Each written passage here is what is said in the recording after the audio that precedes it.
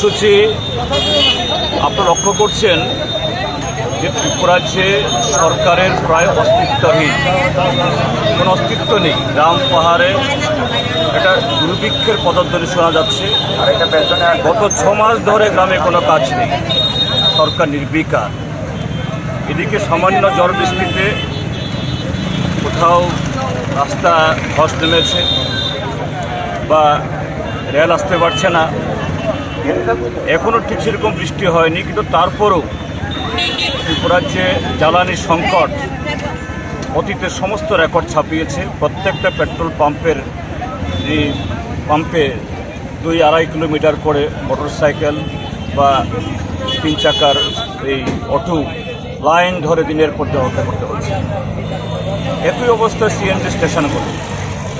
এই সিএনজি ত্রিপুরার মাটি থেকে উত্তোলিত হয়, এটা তো বাইরে থেকে আসে না, কিন্তু সেখানেও যেরকম ধরনের এই অব্যবস্থা, যে যারা এই বিশেষ করে অটো যে সিএনজি চালিত অটো, এগুলোর জন্য এই সিএনজি পেতে ঘন্টার পর ঘন্টা বসে থাকতে হয়।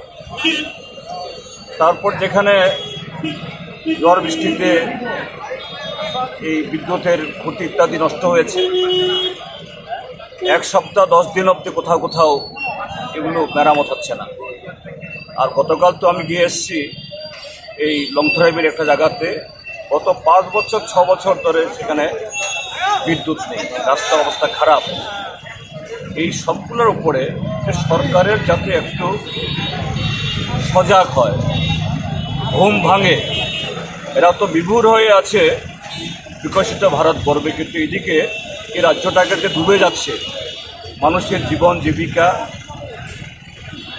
সাধারণ মানুষের স্বাস্থ্য, খাওয়া পড়া যে সংকটে পড়েছে, তার বিরুদ্ধে আমরা সারা ত্রিপুরাজ্যে গত 13 তারিখ থেকে কর্মসূচি শুরু করেছি সরকারকে সচেতন করার জন্য। সরকারের তো বিভিন্ন মন্ত্রী মিনিস্টাররা অন্য রাজ্যে মন্ত্রী তো আগরতলা বসে বসে কথা বলছেন, তাদেরকে বলুন না বাইরে যেতে।